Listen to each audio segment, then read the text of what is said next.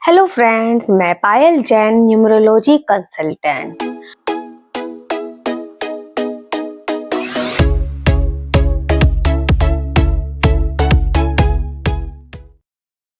आज हम बात करेंगे कि जब एक ही घर में जुड़वा बच्चे पैदा होते हैं तो उनका भाग्य क्यों अलग-अलग हो जाता है। आपके मन में भी ऐसे सवाल आते होंगे कि ऐसा क्यों होता है?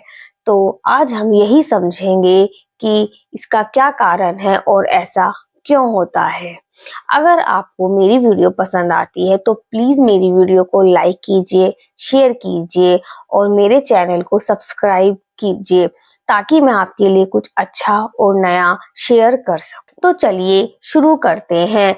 जब एक ही घर में जुड़वा बच्चे पैदा हो जाते हैं तो उनकी किस्मत क्यों अलग-अलग हो जाती है। तो मान के चलते हैं, अगर हम पूरे देश के जुड़वा बच्चों की बात करें तो मान लीजिए 70 या 80% बच्चे ही बच्चों की सक्सेस के बारे में बात करते हैं तो कोई ज़्यादा अंतर नहीं होता है, क्योंकि मान लीजिए 2 जुड़वा बच्चे हैं, एक डॉक्टर बन जाता है तो एक इंजीनियर बन जाता है, एक सीए बन जाता है तो एक कोई बड़ा ऑफिसर बन जाता है और वो महीने का एक 2 लाख कमा रहा है तो एक 2.5 लाख कमा रहा है, तो ज़्यादा अंतर नहीं होता है। लेकिन कई बार ऐसा होता है कि जुड़वा बच्चों की सक्सेस में 20%, 30% या 40% तक का भी अंतर आ जाता है। तो आज हम यही जानेंगे कि ऐसा क्यों होता है, कि ऐसे इसका क्या कारण हो सकता है।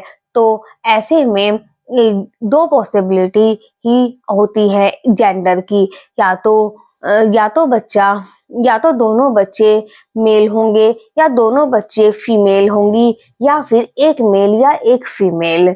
तो एक तो यह फर्क पड़ सकता है।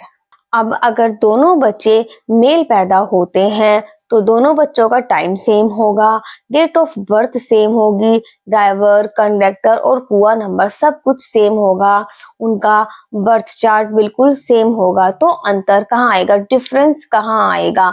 उन बच्चों की नेम स्पेलिंग में, क्योंकि नेम स्पेलिंग ही आपकी सक्सेस और आपके फेलियर होने का आपकी सक्सेस होने का और आपकी फेलियर होने का बहुत ज़्यादा आपकी लाइफ में इफ़ेक्ट पड़ता है।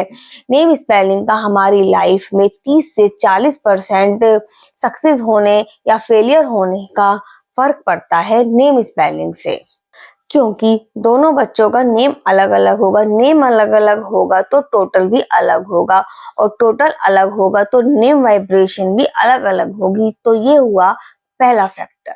दूसरा फैक्टर, मान लीजिए दोनों का जेंडर अलग-अलग हो जाता है, एक मेल है और एक फीमेल, तो इस केस में दोनों का कुआं नंबर अलग-अलग हो जाता है।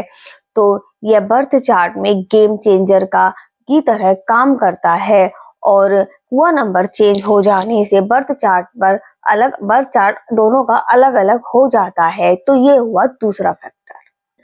तीसरा फैक्टर हुआ एनवायरमेंटल फोर्सेस। मान लीजिए बच्चे जब स्कूल जाते हैं तो उनका फ्रेंड सर्किल अलग-अलग होता है, उनका ग्रुप अलग होता है, दोनों की संगत अलग-अलग होती है और ऐसा भी होता है कि पेरेंट्स का झुकाव एक बच्चे की तरफ ज़्यादा होता है। चाहे हम इस बात को माने या ना माने, लेकिन अंदर से हमें यह पता रहता है।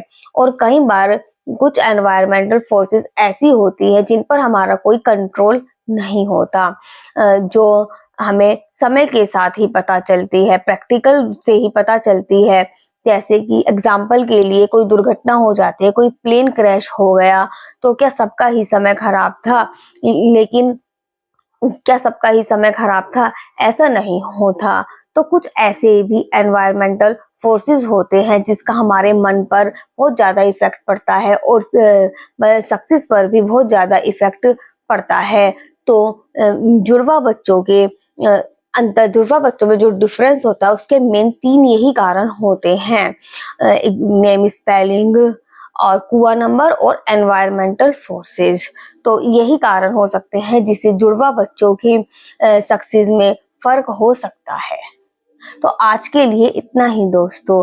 अगर आपको मेरी वीडियो अच्छी लगे तो प्लीज कमेंट करके जरूर बताइए। अब मिलेंगे नेक्स्ट वीडियो में, तब तक के लिए नमस्कार।